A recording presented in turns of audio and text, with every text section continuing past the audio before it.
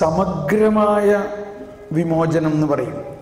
ആ വാക്ക് കേൾക്കുമ്പോൾ ആരോ നമ്മളിങ്ങനെ എന്തോ ചെയ്യാൻ പറ്റുന്ന മാതിരിയാണ്.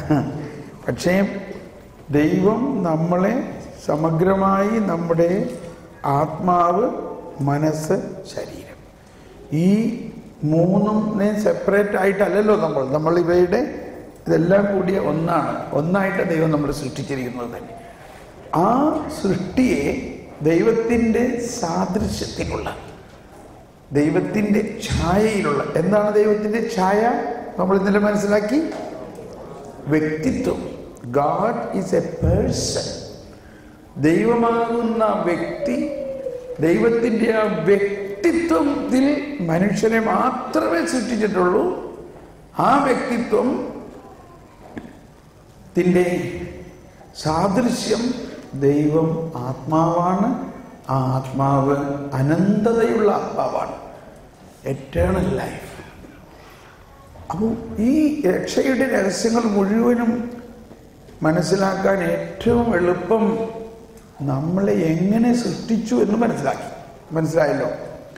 ഇനി ആ സൃഷ്ടിച്ച അവസ്ഥയിൽ ആദി മാതാപിതാക്കളിലുള്ള പാപം മൂലം ആ അവസ്ഥയ്ക്ക് മങ്ങലേറ്റു, അല്ലെങ്കിൽ ഇറ്റ് ഈസ് ടാർണിഷ്ഡ്. അതിൽ നമ്മുടെ ആത്മാവിൽ പാപം മൂലം ആത്മാവ് ദൈവവുമായിട്ടുള്ള ബന്ധത്തിൽ നമ്മളുടെ വശത്തുനിന്ന് ബന്ധം വിട്ട മാതിരി ദൈവത്തിൻ്റെ ആ കൃപ നമുക്ക് നഷ്ടപ്പെട്ട അവസ്ഥ. അത് ദൈവം തന്നെ തിരിച്ചു പിടിക്കുകയാണ്. താൻ സൃഷ്ടിച്ചത് നഷ്ടപ്പെടാൻ ദൈവം ആഗ്രഹിക്കുന്നില്ല. ആ രീതിയിലാണ് നമ്മൾ രക്ഷയെ കാണേണ്ടത്. ആ രക്ഷ യേശുക്രിസ്തുവിലൂടെ നടപ്പാക്കി. യേശുക്രിസ്തുവിലൂടെ മാത്രമാണ് നടപ്പാകുക. അപ്പൊ ഇതെല്ലാം ആയിട്ട് കുടുംബവുമായിട്ട് എന്താ ബന്ധം? കുടുംബജീവിതത്തിൽ ആ ആദ്യ കുടുംബത്തിൻ്റെ ദൈവവുമായിട്ടുള്ള ഐക്യവും പരസ്പരമുള്ള ഐക്യവും ഈ പാപാവസ്ഥയിലൂടെ നഷ്ടപ്പെട്ടു.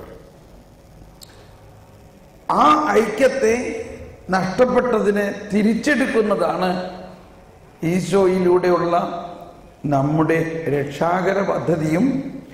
ആ രക്ഷാകര പദ്ധതിയുടെ വലിയ ഒരു അനുഭവം അല്ലെങ്കിൽ കൂദാശയാണ് വിവാഹം എന്ന കൂദാശ. അപ്പോൾ നമ്മൾ പലപ്പോഴും ഈ രക്ഷാകര പദ്ധതിയെക്കുറിച്ച് പൂർണ്ണമായി അറിയാത്തത് കൊണ്ട് ഞാനിത് പറയുമ്പോൾ ഞാൻ പറയുന്ന ഭാഷ എല്ലാവർക്കും മനസ്സിലായില്ലെങ്കിൽ എന്നോട് ക്ഷമിക്കണം. അതുകൊണ്ട് ഞാൻ ആരോടും ഇങ്ങനെ പറയുന്നില്ല. ഏത് കൽപ്പനകളെ പാലിക്കണ്ട എന്ന് ഞാൻ പറയുന്നില്ല. മനസ്സിലായോ? ആരും ഇത് കഴിഞ്ഞിട്ട് ചിലവരിങ്ങനെ പറയാറുണ്ട്, തോമസ് പോൾ പറഞ്ഞു ഇനി കൽപ്പനയൊന്നും നോക്കേണ്ട ആവശ്യമില്ല, ശുദ്ധീകരണ സ്ഥലത്തിലിരിക്കുന്ന ആൾക്കാർക്ക് പ്രാർത്ഥിക്കാൻ വേണ്ട എന്നൊക്കെ ഞാൻ പറഞ്ഞിട്ടില്ല കേട്ടോ. ക്ലിയർ? അതാണ് നമ്മൾ മനസ്സിലാക്കുന്നില്ലെങ്കിൽ തെറ്റുപറ്റും. ഞാൻ പറഞ്ഞത് ഈശോ പറഞ്ഞത് തന്നെയാണ് ഞാൻ പറയണത്. ഈശോ പറഞ്ഞു, ഞാൻ വന്നിരിക്കുന്നത് കൽപ്പനകളെ റദ്ദാക്കാനല്ല എന്ന് പറഞ്ഞ എല്ലാവരും. ഞാൻ വന്നിരിക്കുന്നത് കൽപ്പനകളെ റദ്ദാക്കാനല്ല, മറിച്ച് അവയെ പൂർത്തീകരിക്കാനാണ്. ഈശോ എല്ലാം പൂർത്തിയായി എന്ന് കുരിശിൽ കിടന്ന് പറയുമ്പോൾ അതാണ് പൂർത്തിയായത്. എന്താ പൂർത്തിയായി? ഞാൻ വന്നിരിക്കുന്നത് നിങ്ങളുടെ ജീവിതത്തെ ദൈവത്തിൻ്റെ പുതിയ നിയമത്തിലൂടെ പൂർണ്ണമായ ആ ദൈവാനുഭവത്തിലേക്ക് കൊണ്ടുവരാൻ വേണ്ടിയാണ്. പക്ഷേ ഇവിടെ പൗലോസ്ലീഹ പറഞ്ഞിരിക്കുന്ന കാര്യങ്ങളും ഈശോ പറഞ്ഞിരിക്കുന്ന കാര്യങ്ങളും നമ്മൾക്ക് ശരിക്കും മനസ്സിലാവുന്നില്ല. ആ മനസ്സിലാകാത്തതിൻ്റെ കാരണം ഞാൻ പറഞ്ഞു, നമ്മൾ ജ്ഞാനത്തിന്, ദൈവീക ജ്ഞാനത്തിലൂടെ ഇത് മനസ്സിലാവുകയുള്ളൂ. ഇപ്പം ഞാൻ പറയുമ്പോൾ നിങ്ങൾ വിഷമം വിചാരിക്കരുത്, അല്ലെങ്കിൽ ഞാൻ വിമർശിക്കുകയാണെന്നും വിചാരിക്കരുത്. ഞാനൊരു കാര്യം പറയാൻ വേണ്ടി പറയണതാണ്. നമ്മൾ ജനറലായിട്ട് ധ്യാനിക്കാൻ പോകുമ്പോഴും സുവിശേഷ പ്രഘോഷം നടത്തുമ്പോഴും ശുശ്രൂഷകൾ നടത്തുമ്പോൾ എല്ലാം ജനറൽ അധികമായിട്ട് രോഗശാന്തിക്കും സാമ്പത്തിക പ്രശ്നത്തിൻ്റെയും പ്രശ്നങ്ങളുടെ എല്ലാം പരിഹാരത്തിന് വേണ്ടിയിട്ടാണ് പോകുന്നത്. പരിഹാരം തീർച്ചയായിട്ടും കിട്ടും. പക്ഷെ അപ്പം നമുക്ക് നഷ്ടപ്പെടുന്നത് എന്താ? നമ്മുടെ ലക്ഷ്യം മുഴുവനും ഈ മെറ്റീരിയലായിട്ടുള്ള അല്ലെങ്കിൽ നമ്മൾ ആഗ്രഹിക്കുന്ന കാര്യങ്ങൾ സാധിക്കാൻ വേണ്ടിയുള്ള പ്രാർത്ഥനയിലേക്ക് നീങ്ങുമ്പോൾ ഈ ദൈവിക രഹസ്യങ്ങൾ ദൈവം നമുക്ക് വേണ്ടി ഒരുക്കി വച്ചിരിക്കുന്നത് നമുക്ക് കിട്ടുന്നില്ല. ഇത് മനസ്സിലായോ ഇല്ലയോ? അതാണ്. അപ്പൊ ആദ്യകാലങ്ങളിലെല്ലാം നമ്മളും ഒരുപാട് പറയുമായിരുന്നു, പരിശുദ്ധാത്മാവിന് വേണ്ടി പ്രാർത്ഥിച്ചാൽ മതി, ബാക്കിയെല്ലാം ശരിയാവുന്നൊക്കെ അല്ലേ. പിന്നീട് നമ്മുടെ ബുദ്ധി കൊണ്ട് ഓരോന്നിനെയും നമ്മൾ വിശദീകരിക്കാൻ തുടങ്ങുന്ന പോലെയാണെന്ന് എനിക്ക് തോന്നണേ ചില അവസ്ഥകൾ. അത് വിട്ട് നമ്മുടെ കുടുംബത്തിൽ, പ്രത്യേകിച്ച് പഴയ നാട്ടിലെ അവസ്ഥയോ അല്ലെങ്കിൽ ഇന്നുള്ള നാട്ടിലെ അവസ്ഥയല്ല നിങ്ങൾ മറുനാട്ടിൽ ജീവിക്കുന്ന ആളുകളുടെ അവസ്ഥ. നാട്ടിൻ പുറത്ത് അപ്പച്ചനും അമ്മച്ചിയും 10 മക്കളും ഉണ്ടായിരുന്നു. ഒരു കുഴപ്പമില്ലാണ്ട് അവരവിടെ ജീവിച്ചു. അവിടെ കുറച്ച് തെങ്ങും കവുങ്ങും വാഴയും ആയിരുന്നു അവരുടെ ആകെ ഉള്ളത്. അതാണോ നമ്മുടെ അവസ്ഥ? അതാണോ? ഇവിടെ ലോകത്തിലെ ഏറ്റവും ആധുനികം ദുബായിൽ വന്ന് ഇറങ്ങുമ്പോൾ ഇത് ഏറ്റവും വലിയ ടവറാണിത്. ആ ടവറിൻ്റെ ചോട്ടിലാണ് നമ്മൾ. ഇവിടെ എല്ലാം ലോകത്തിലെ ഏറ്റവും വലിയ സാധനങ്ങളാണ് ഇവിടെ ഉള്ളത്. ആ വാഴയും കവുങ്ങും ഒന്നുമല്ല ഇവിടെ ഉള്ളത്. അപ്പോൾ അവിടെ കുടുംബം നയിക്കണ ആ സ്റ്റൈല് ഇവിടെ പറ്റുമോ? പറയും.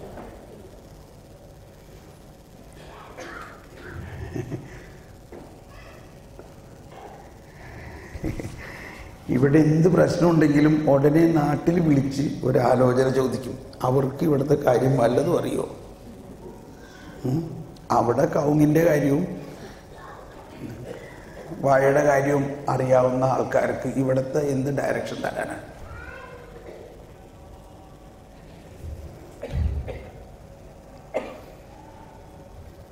അപ്പൊ നമ്മുടെ കുടുംബത്തിനെ വേറെ ആരോടും ചോദിക്കേണ്ട ആവശ്യമുണ്ടോ? നമ്മുടെ കുടുംബത്തിൻ്റെ കാര്യം ആര് നടത്തണം? നമ്മുടെ കർത്താവ് തന്നെ നടത്തിത്തരും. അങ്ങനെ ആരോടും അതിനുവേണ്ടി ആലോചന ചോദിച്ചിട്ട് കാര്യമില്ല. ഞാൻ എങ്ങോട്ടാ പോകണമെന്ന് എനിക്ക് തന്നെ അറിഞ്ഞൂടാ ഈ പറയല്, കേട്ടോ, എന്നോട് ക്ഷമിക്കണം. ഇപ്പോൾ ഒരു ആശയം വരുന്നത് പിന്നീട് വർക്കും ബോധ്യപ്പെടും. ഓക്കെ, എങ്ങോട്ടാ പോണെന്നുള്ളത്. Okay, thank you. ഇപ്പോൾ എൻ്റെ അടുത്ത് വരുന്നൊരു കാര്യം, അപ്പോൾ ഞാനൊരു സ്ഥലത്ത് ചെന്നപ്പോൾ, ഇവിടെയല്ല, മറ്റ് വേറെ ഫോറിൻ രാജ്യത്തിലാണ് ഞാൻ ചെന്നപ്പോൾ എനിക്ക് താമസിക്കാൻ സൗകര്യം തന്നത് നമ്മുടെ ഒരു മലയാളി കപ്പിളിൻ്റെ വീട്ടിലാണ്. അവർ പറഞ്ഞു, ബ്രദറെ ഇവിടെ എല്ലാ സൗകര്യങ്ങളും ഉണ്ട്.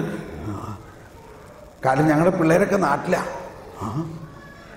അതെന്താ? 3 ആൺപിള്ളേരാണ്. ഇവിടെ അവർ ജീവിച്ചാൽ കെട്ടുപോകും, അതുകൊണ്ട് ഞങ്ങൾ അവരെ നാട്ടിൽ പറഞ്ഞയച്ചു. ഞാൻ പറഞ്ഞു, എന്താ നിങ്ങൾ പറയണേ? നിങ്ങളുടെ മക്കളെ നിങ്ങളുടെ കൂടെ ജീവിക്കാണ്ട് നാട്ടിൽ പറഞ്ഞയച്ചാൽ, അല്ല ഇവിടെ ജീവിച്ചാൽ ഇവിടുത്തെ കൾച്ചറിലായി പോകും. അപ്പൊ നാട്ടിൽ ജീവിച്ചാലോ?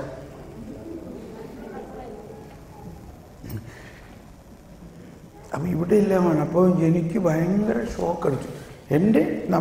എൻ്റെ മക്കള്, നമ്മുടെ മക്കള് ആരുടെ കൂടെ ജീവിക്കണം? പറയും.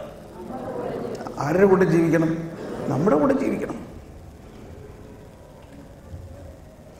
ഒരുപക്ഷെ ഞാനിപ്പോൾ ആരെയും കണ്ടിട്ടല്ല, വളരെ ബുദ്ധിമുട്ടുള്ള അവസ്ഥകളുണ്ടാകാം. പക്ഷേ ദിസ് ഈസ് ദ ജനറൽ. ഇതാണ് ദൈവത്തിൻ്റെ പ്രധാന പദ്ധതി. ഇപ്പം എനിക്ക് മനസ്സിലാവുന്നുണ്ട് നാട്ടിലെ. അപ്പോൾ ആരോ നാട്ടിൽ നിന്നുള്ള വചനപ്രഘോഷകർ വന്നു പറഞ്ഞതേ ഇവിടെയൊക്കെ ആകെ പൊട്ടയുണ്ട്, ഇവിടെ ഒന്നും പിള്ളേരെ വളർത്താൻ പറ്റൂല. വേറൊരു കൗൺസിലർ പറഞ്ഞു, അയ്യോ അവിടെ ആകെ മോശം. അമേരിക്ക, ഇംഗ്ലണ്ട്, ജർമ്മനിയൊക്കെ ആകെ തല്ലിപ്പൊളിയാണ്.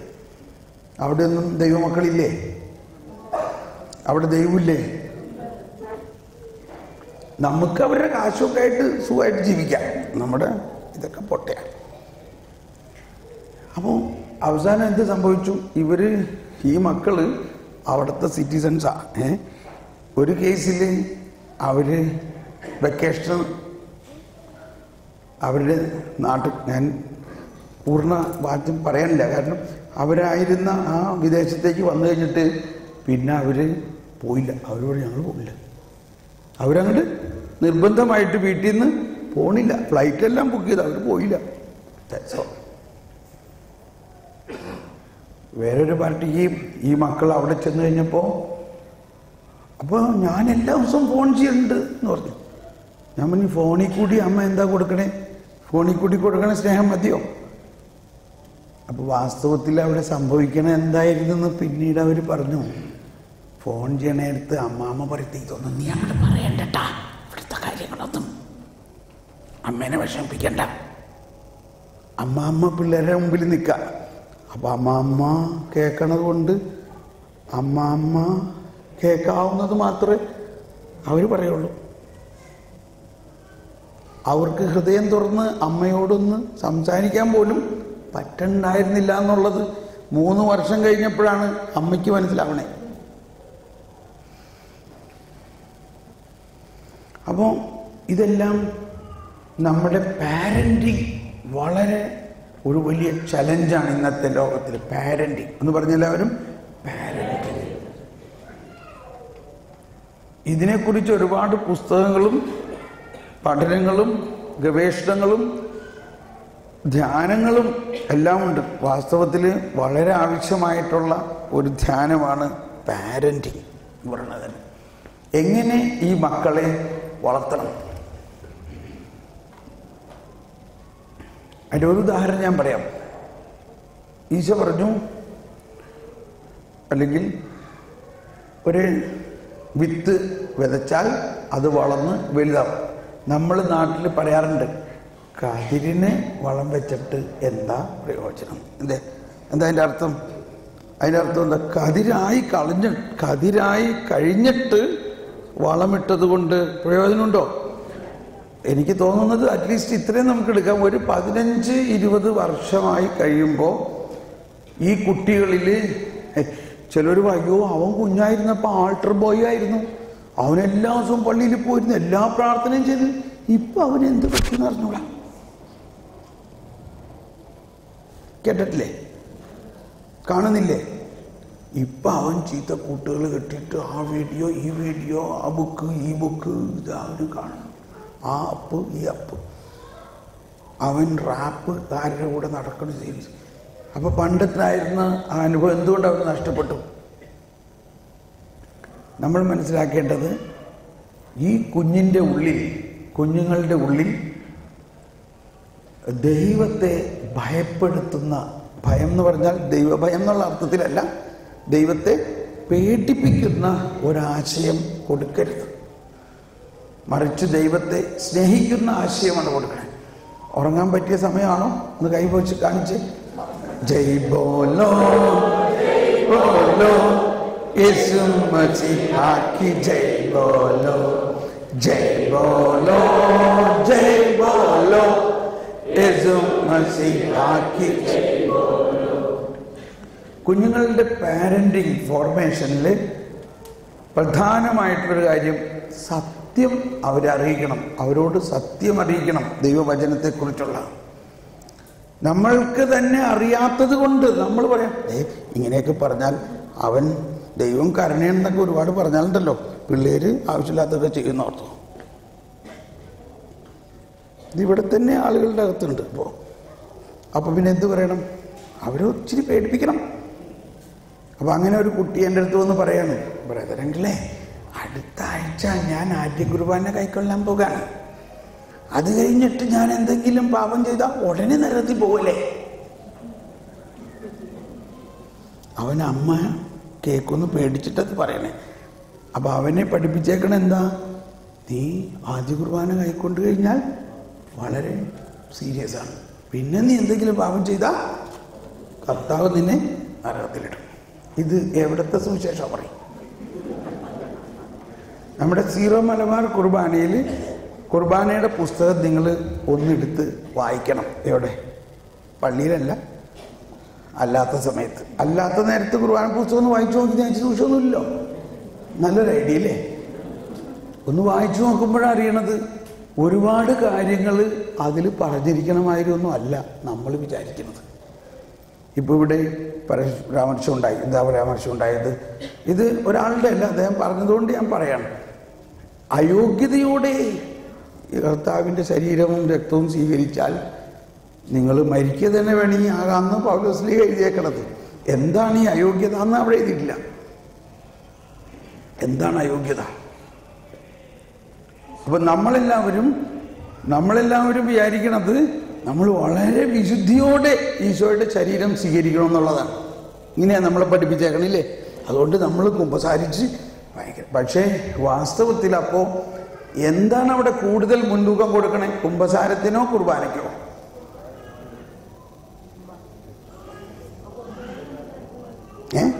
ഈ കണക്കിന് നോക്കുമ്പോൾ കുമ്പസാരത്തിനാണ് അല്ലേ? കുമ്പസാരം വേണ്ടെന്നല്ലോ പറയണേ, കുമ്പസാരിക്കണം. പക്ഷേ കുർബാനയാണ് the sacrament of the sacrament. എല്ലാ കൂദാശകളും കുർബാനയിൽ നിന്നാണ് ആരംഭിക്കുന്നതും കുർബാനയിലാണ് വന്നു ചേരുന്നത്. കുർബാന എന്താണ്? യേശു മനുഷ്യന്റെ പാപങ്ങൾക്ക് പരിഹാരം ചെയ്ത ആ ബലി തന്നെയാണ് ഇവിടെ അർപ്പിക്കപ്പെടുന്നത്. യേശു എന്ത് ചെയ്തു? പാപങ്ങൾക്ക് പരിഹാരം ചെയ്തോ? എങ്ങനെയുള്ളപ്പോഴാണ് പരിഹാരം ചെയ്യണേ? പാപമുള്ളപ്പോഴല്ലേ പരിഹാരം ചെയ്യണേ? അപ്പോൾ ആ മലയാളം പ്രാർത്ഥനാ പുസ്തകം അല്ലെങ്കിൽ കുർബാന പുസ്തകത്തിൽ 33 പ്രാവശ്യം ഇങ്ങനെ എഴുതിയിട്ടുണ്ട്. എണ്ണിക്കോ, കുഴപ്പമില്ല, ഒരു ദിവസം ഇരുന്നാൽ നല്ലേ ഉള്ളൂ. എഴുതിയിരിക്കുന്നത് ഇങ്ങനെയാണ്. ഉദാഹരണം പറഞ്ഞു, വിശ്വാസപൂർവ്വം ഞങ്ങൾ സ്വീകരിച്ച ദിവ്യരഹസ്യങ്ങൾ ഞങ്ങളുടെ ശിക്ഷാവിധിക്ക് കാരണമാകാതെ ഞങ്ങളുടെ കടങ്ങളും പാപങ്ങളും പുറത്ത് വേറൊരു എക്സ്പ്രഷൻ, നല്ല കള്ളനോടൊപ്പം ഞങ്ങളെ സ്വർഗത്തിൽ പ്രവേശിപ്പിക്കണം. ആരോടൊപ്പം? നല്ല കള്ളനോടൊപ്പം. നല്ല കള്ളൻ കുമ്പസാരിച്ചിട്ടാണോ കുർബാനയ്ക്ക് പോയത്? ഞാൻ കുമ്പസാരിക്കണ്ടെന്നാണ് അല്ലട്ടോ പറയണേ. ഞാൻ വീണ്ടും വീണ്ടും പറയാണ്. പക്ഷെ നമ്മൾ എന്താ ബോധ്യത്തിലാണ് നമ്മൾ കുർബാനയ്ക്ക് പോകുന്നത്?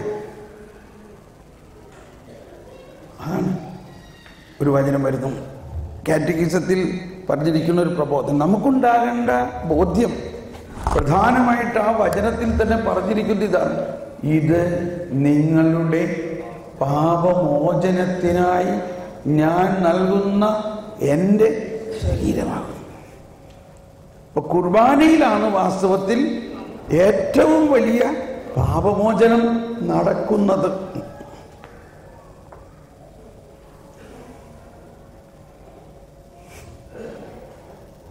മനസ്സിലാവട്ടോ? ഇത് വിശ്വസിക്കാതിരിക്കുന്നതാണ് അയോഗ്യത എന്ന് പറയുന്നത്. എന്താ അയോഗ്യത? യേശുക്രിസ്തുവിലൂടെയാണ് പാപമോചനം എന്ന് വിശ്വസിക്കാതെ, ശ്രദ്ധിക്കണം കേട്ടോ, ഇത് നമ്മുടെ അവസ്ഥ അല്ല. ജനറലി ഇത് ഞാൻ 10 പ്രമാണങ്ങൾ ശരിക്ക് പാലിച്ച് നടക്കണവനാ, എനിക്ക് ഇനി കുർബാനയും കുമ്പസാരമൊന്നും ആവശ്യമില്ല എന്ന് വിശ്വസിക്കുമ്പോഴാണ് യഥാർത്ഥമായ അയോഗ്യത വരുന്നത്. കാരണം എന്താ? അപ്പൊ അവന്റെ തന്നെ സ്വന്തം ശക്തിയിൽ സകല പാപങ്ങൾക്കും പരിഹാരം ചെയ്യുന്ന ഒരു മട്ട. അപ്പൊ അയോഗ്യത എന്ന് പറഞ്ഞിട്ട് നമ്മൾക്ക് എന്തെങ്കിലും ഒരു ചെറിയ തെറ്റ് പറ്റിയെന്ന് പറഞ്ഞുകൊണ്ട് ഇതേ കുമ്പസാരിക്കും കുർബാന സ്വീകരിക്കില്ല എന്ന് പറഞ്ഞിരിക്കണ്ട എന്നാ പറയണം. അത് ഞാൻ പറയുന്നത് 1300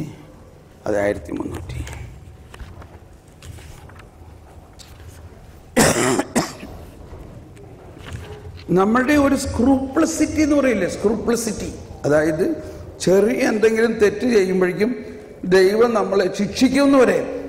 എന്തിനു പറയുന്നു? ഒരാൾ കുർബാന ഇന്നലെ കൈക്കൊണ്ടു, ഇന്ന് പല്ല് തേക്കുമ്പോൾ എന്ത് സംഭവിക്കുമെന്ന് പേടിച്ച് പല്ല് തേക്കാതിരിക്കുക. അതാണ് സ്ക്രൂപ്ലസിറ്റി എന്ന് പറയുന്നത്. ഒന്ന് ആലോചിച്ച് നോക്കിയേ.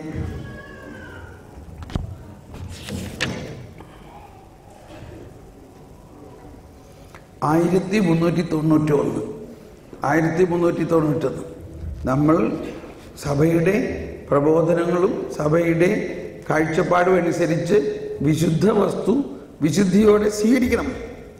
നമ്മൾക്ക് ആ വിശുദ്ധി ഉണ്ടാകുന്നത് നല്ലതാണ്. എല്ലാ ദിവസവും കുർബാനയുടെ ആദ്യം നമ്മൾ മനസ്താവ പ്രകടനം എല്ലാം ചൊല്ലി. പക്ഷെ അതേ സമയത്ത് നമ്മൾക്ക് എന്താ വിശ്വാസം? നമ്മുടെ വിശ്വാസം കുമ്പസാരത്തിലൂടെ മാത്രമല്ല പാപമോചനം ലഭിക്കുന്നത്. കുർബാനയാണ് പ്രധാനമായി പാപമോചനം നൽകുന്ന കൂദാശ എന്ന് വിശ്വസിക്കണം.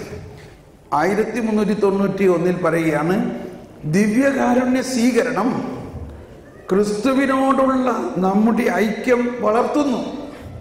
ദിവ്യകാരുണ്യം സ്വീകരിക്കുന്നതിൻ്റെ പ്രധാന ഫലം യേശുക്രിസ്തുവുമായിട്ടുള്ള ഉറ്റ ബന്ധമാണ്. ഇതല്ലല്ലോ ഞാൻ ഉദ്ദേശിച്ചത്. 393 ഇതെല്ലാം 393. ദിവ്യകാരുണ്യ സ്വീകരണം നമ്മെ പാപത്തിൽ നിന്ന് അകറ്റുന്നു. അത് പറഞ്ഞ എല്ലാവരും. ദിവ്യകാരുണ്യ സ്വീകരണം നമ്മെ പാപത്തിൽ നിന്ന് അകറ്റുന്നു. ദിവ്യകാരുണ്യത്തിൽ നാം സ്വീകരിക്കുന്ന ക്രിസ്തുവിന്റെ ശരീരം നമുക്ക് വേണ്ടി നൽകപ്പെട്ടതാണ്. നമുക്ക് വേണ്ടി എന്ന് പറഞ്ഞാൽ ആർക്ക് വേണ്ടിയാ? പാപികൾക്ക് വേണ്ടിയാണോ? ആണോ? പാപികൾക്ക് വേണ്ടിയാണോ? കേട്ടോ, ആർക്കും ഉത്തരം പറയാൻ പറ്റുന്നില്ല. ഇതുകൊണ്ടാണ് നമുക്ക് ദൈവാനുഭവം ഇല്ലാത്തത്. നമ്മൾ എന്ത് വിശ്വാസത്തിലാണ് വിശുദ്ധ കുർബാന സ്വീകരിക്കുന്നത്? ഞാൻ പറയണത് പ്രയാസം ഉണ്ടാവണില്ലോ. നമുക്ക് വേണ്ടി നൽകപ്പെട്ടതാണ്. നാം പാനം ചെയ്യുന്ന രക്തം പാപമോചനത്തിനായി അനേകർക്ക് വേണ്ടി ചിന്തപ്പെട്ടതാണ്. എന്തിനു വേണ്ടി? എന്തിനു വേണ്ടി? ഉച്ചത്തിൽ പറഞ്ഞേ.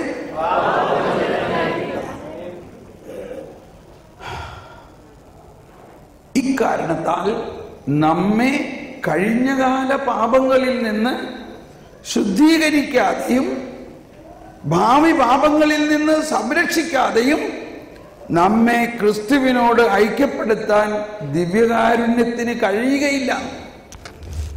വിശുദ്ധ കുർബാന സ്വീകരിക്കുമ്പോൾ കഴിഞ്ഞ പാപങ്ങളിൽ നിന്ന് ശുദ്ധീകരിക്കുകയും വരാനിരിക്കുന്ന പാപങ്ങളിൽ വീഴാതെ നമ്മളെ ശക്തീകരിക്കുകയും ചെയ്യുന്നതിനുള്ള ആ കൃപ ദിവ്യകാരുണ്യ സ്വീകരണത്തിൽ ഉണ്ട്. ആ വിശുദ്ധ കുർബാന സ്വീകരിക്കുമ്പോൾ ഈശോ പത്രോസിനോട് പറഞ്ഞ മാതിരി, ഞാൻ നിന്നെ കഴുകുന്നില്ലെങ്കിൽ നിനക്ക് ഞാനുമായി പങ്കില്ല എന്ന് പറയുന്നത് പോലെ, ഞാൻ നീയുമായിട്ട് ലയിക്കുമ്പോൾ ആദ്യം ഞാൻ എന്ത് ചെയ്യും? നിന്റെ എല്ലാ പാപങ്ങളും ഞാൻ കഴുകും. എന്നും പറഞ്ഞുകൊണ്ട് മാരകമായ പാപങ്ങൾ ചെയ്തിട്ടുണ്ടെങ്കിൽ കുമ്പസാരിച്ച് വേണം പോകാൻ. പക്ഷെ നമുക്കുണ്ടാകേണ്ട ബോധ്യമാണിത് പറയുന്നത്. ഓക്കെ, ഇത് പറയാനെന്താ കാരണമുണ്ട്? അപ്പൊ നമ്മൾ ഈ പാരന്റിങ്ങിലെ കുട്ടികളെ ദൈവത്തെക്കുറിച്ച് പറഞ്ഞ് പേടിപ്പിച്ചു കഴിഞ്ഞാൽ അവരുടെ വിശ്വാസം വളരില്ല. അവരുടെ വിശ്വാസം വളരില്ല. ഇന്ന് ഞാൻ തിരിഞ്ഞു നോക്കുമ്പോൾ എൻ്റെ ജീവിതത്തിൽ എനിക്ക് അങ്ങനെ ഒരു അവസ്ഥ എൻ്റെ മാതാപിതാക്കളിൽ നിന്ന് എനിക്കുണ്ടായിട്ടില്ല. എന്നെ പേടിപ്പിച്ചിട്ട് ഇങ്ങനെ ചെയ്തില്ലെങ്കിൽ നിന്നെ കർത്താവ് ശിക്ഷിക്കുമെന്ന് ഒരിക്കലും എന്നെ അപ്പം പറഞ്ഞിട്ടില്ല. അതെനിക്ക് വലിയൊരു പ്ലസ് പോയിൻ്റായിട്ട് തോന്നുകയാണ്. ദൈവം കരുണയാണെന്നും നീ എത്ര വലിയ പാപിയായാലും നിന്നെ ദൈവം സ്നേഹിക്കുന്നുവെന്നും. ആ സ്നേഹം ഇങ്ങനെയുള്ള ആ ദൈവത്തിൻ്റെ ക്യാരക്ടറിസ്റ്റിക് ആണെന്ന് നമ്മൾ വിശ്വസിച്ചാൽ മാത്രമേ നമുക്കത് പറയാൻ പറ്റുള്ളൂ. അതൊന്ന്. രണ്ട്, ഇനി കുട്ടികൾ അതറിയാൻ വേണ്ടി ബുദ്ധിപൂർവ്വം നമ്മൾ അവരോട് പറഞ്ഞു കൊടുക്കണം. സ്നേഹപൂർവ്വം പറഞ്ഞ് മനസ്സിലാക്കണം. 3, അങ്ങനെയുള്ള ചിത്രീകരണങ്ങളുള്ള ടെലിവിഷൻ പ്രോഗ്രാമുകളും കാർട്ടൂണുകളും അവർ കാണണം. ഇപ്പോൾ നിങ്ങളെ സംബന്ധിച്ചുള്ള ഏറ്റവും വലിയ ബുദ്ധിമുട്ട്, ഇപ്പോൾ നിങ്ങൾ രണ്ടുപേരും ജോലി ചെയ്യുന്നവരാണെങ്കിൽ ഈ പറയുന്ന കാര്യമൊന്നും നടക്കില്ല. കുട്ടികളെ ഒന്നില്ലെങ്കിൽ ഒരു സർവൻ്റോ സഹായിയോ ആരെങ്കിലും ഉണ്ടാകും, അല്ലെങ്കിൽ ബേബി കെയറോ ഡേ കെയറോ എന്താ പറയുക, ബേബി സിറ്റിങ്ങിന് ഏൽപ്പിക്കും. അവരെന്ത് ചെയ്യും? അവർ ഏതെങ്കിലും ഒരു സിനിമ, അവർക്ക് ഇഷ്ടമുള്ളൊരു കാർട്ടൂൺ, അല്ലെങ്കിൽ അവർക്ക് കാണാൻ താല്പര്യമുള്ളൊരു കാർട്ടൂൺ. ഇപ്പോൾ ബേബി സിറ്റിങ്ങിൽ അല്ലെങ്കിൽ ഒരു ആയ അല്ലെങ്കിൽ ഒരു അമ്മ, ഒരു ചേച്ചി നാട്ടിൽ നിന്ന് കൊണ്ടുവന്നു, ചേച്ചി ആ ഒരു കുഴപ്പമൊന്നുമില്ല, അവിടെ ഇവിടെ ഇരുന്ന് എൻ്റെ കൂടെ ഇരുന്ന് സിനിമ കാണുന്നുണ്ട്. സിനിമ എന്താ കാണുന്നത്? സിനിമ കാണുന്നത് നമ്മുടെ മലയാളം സിനിമയിലെ നല്ല ഇടി, പൊരിഞ്ഞ ഇടിയുള്ള സിനിമയാണ് ചേട്ടത്തിക്ക് ഇഷ്ടം. ചേട്ടത്തി അത് കണ്ടു, അതിൻ്റെ കൂടെ ഇവനിതും കണ്ടു. വന്നു കഴിഞ്ഞ് കഴിയുമ്പോൾ അപ്പനെയും അമ്മേനെയും വരെ ഇവൻ ഇടിക്കാൻ തുടങ്ങും. അതെന്താ ഇവനിങ്ങനെ? അവനിങ്ങനെ ആവണത്, അവൻ എന്ത് കാണുന്നോ അത് അവൻ്റെ അകത്ത് കയറുന്നു. അപ്പോൾ ഇന്നത്തെ ലോകത്തിൽ it is very difficult to control them. പക്ഷെ ഞാനതിനൊരു സൂത്രം പറയുന്നത്, എത്രയെല്ലാം ഇവരോട് കാണണ്ടെന്ന് പറഞ്ഞാലും അവർ കാണും. അവരുടെ വേറൊരു ചോദ്യം, ഓക്കെ അത് കാണണ്ട, എന്നാൽ എന്ത് കാണണം അത് കാണിച്ച. നമ്മളുടെ അടുത്ത് വേറെ ഒന്നും കാണിക്കാൻ നമ്മുടെ അടുത്തില്ല. മനസ്സിലാവുന്നുണ്ടോ? നമ്മൾക്ക് അങ്ങനെ കാണിക്കാനുള്ള ഒന്നും നമ്മൾ ഉണ്ടാക്കിയിട്ടില്ല. അതുണ്ടാക്കണം. കുട്ടികളുടെ ഫോർമേഷന് ആവശ്യമുള്ള ദൈവവചനങ്ങൾ അടങ്ങുന്ന കഥകളും സംഭവങ്ങളും ഉണ്ടാക്കണം. അവരുടെ ഭാഷയിൽ, അവരുമായിട്ട് ഫ്രണ്ട്ലി ആയിട്ടുള്ള. അപ്പോൾ എന്ത് സംഭവിക്കുന്നു? ഇപ്പോൾ ടോം ആൻഡ് ജെറി മാതിരിയുള്ള കാർട്ടൂൺ, ആ ഒരു കാർട്ടൂൺ കൊടുക്കുക, ഒരു സമയം കാട്ടെ. നമുക്ക് ഇവിടുത്തെ കാര്യം ജോലി ചെയ്യാലോ അല്ലേ? നമുക്ക് വീട്ടിൽ ജോലി തീർക്കാൻ വേണം. അപ്പോൾ എന്ത് ചെയ്യും? എന്തെങ്കിലും കാണട്ടെ, സമയം പോട്ടെ. അങ്ങനെ എന്തെങ്കിലും കണ്ടു കഴിയുമ്പോൾ ഈ കാർട്ടൂണുകളിൽ ഉള്ള വയലൻസ് നേച്ചർ അവരുടെ അകത്തേക്ക് വരാം. വന്നോട്ടെ, ഇനി വന്നോട്ടെ, അല്ലാണ്ട് ഇപ്പം എന്ത് ചെയ്യും? ഇനി എന്ത് ചെയ്യണം? വന്നു കഴിഞ്ഞാൽ പിന്നെ എന്ത് ചെയ്യണം? ഞാൻ പറയുന്നത്, ഇപ്പം നമ്മളിവിടെ കണ്ട അനിമേഷൻ ഉണ്ടല്ലോ, ഇത് ഒരു ക്ലിപ്പെങ്കിലും ഇവരൊരു ദിവസം കാണുകയാണെങ്കിൽ ഈ അനിമേഷൻ ഈശോയുടെ വചനം മാത്രമാണ്. പ്രത്യേകിച്ച് ജീസസ് വണ്ടർ കാർട്ടൂൺ. മോനെ, അതിനകത്ത് 3 മിനിറ്റിൻ്റെ ഒരു കാർട്ടൂൺ ഒന്ന് ഇടാമോ? പെട്ടെന്നൊന്ന് കണ്ടോട്ടോ. ഇത് വളരെ ആധുനികമായ ഒരാവശ്യമാണ്. അതിനകത്ത് സക്കേവൂസ്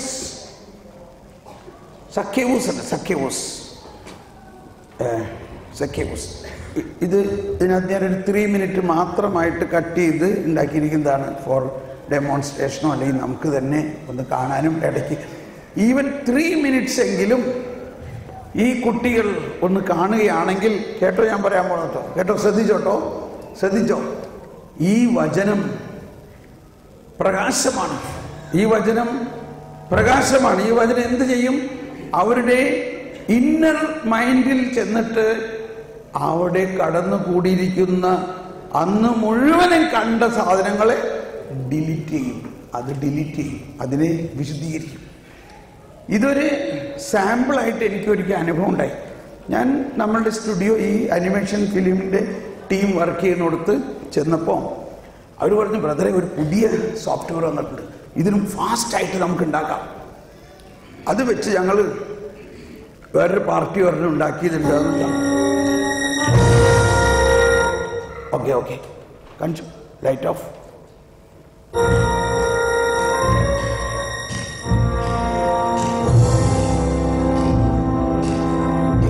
ഇവൻ